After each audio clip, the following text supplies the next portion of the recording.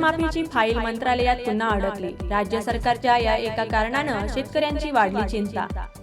पुण्यश्लोक अहिल्यादेवी होळकर शेतकरी कर्जमाफी योजनेच्या अंमलबजावणीची वाट पाहणाऱ्या महाराष्ट्रातील शेतकऱ्यांसाठी एक मोठी आणि चिंताजनक बातमी समोर आली आहे। राज्य सरकारने जाहीर केलेल्या पुण्यश्लोक अहिल्यादेवी होळकर शेतकरी कर्जमाफी योजनेच्या अंमलबजावणीची वाट पाहणाऱ्या महाराष्ट्रातील शेतकऱ्यांसाठी एक मोठी आणि चिंताजनक बातमी समोर आली आहे।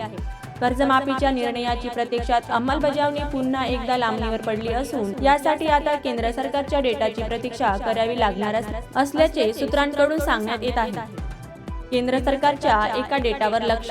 राज्य सरकारने केंद्र सरकारकडे आयकर भरणाऱ्या शेतकऱ्यांसंबंधीची महत्त्वाची माहिती मागवली आहे। हा डेटा हाती येण्यासाठी किमान 5 ते 6 दिवस लागण्याची शक्यता आहे। त्यामुळे पुढील आठवड्यात तरी कर्जमाफीची प्रक्रिया सुरू होणार का, याबाबत मोठे प्रश्नचिन्ह निर्माण झाले आहे। केंद्र सरकारकडून हा डेटा आल्याशिवाय पात्र शेतकऱ्यांची वर्गवारी करणे राज्य सरकारला शक्य होणार नाही आणि वर्गवारी झाल्याशिवाय प्रत्यक्ष कर्जमाफी दिली जाणार नाही। यापूर्वी लाडकी बहीण योजनेसाठी महिला व बालविकास विभागाने आयकर विभागाकडून असाच डेटा मागवला होता, मात्र तो डेटा मिळण्यासाठी तब्बल 4 महिन्यांचा मोठा कालावधी लागला होता।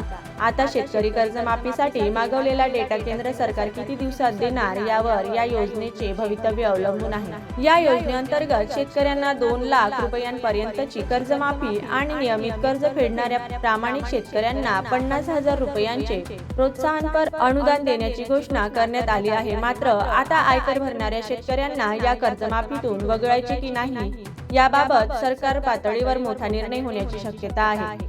जर असा निर्णय झाला तर राज्यातील लाखो शेतकरी या कर्जमाफीपासून वंचित राहतील। राज्यातील शेतकरी संघटनांनी या प्रलंबित कर्जमाफीसाठी राज्यभर तीव्र आंदोलने केली आहेत। त्यातच आता अंमलबजावणी पुन्हा लांबल्याने आणि अपात्रतेच्या नवीन अटींच्या शक्यतेमुळे राज्य सरकारवर शेतकरी संघटनांचा रोष आणखी वाढणार असून सरकारवरील दबाव कमालीचा वाढला आहे। अशाच नवनवीन बातम्यांसाठी चॅनलला सबस्क्राईब करा आणि व्हिडिओला लाईक करा।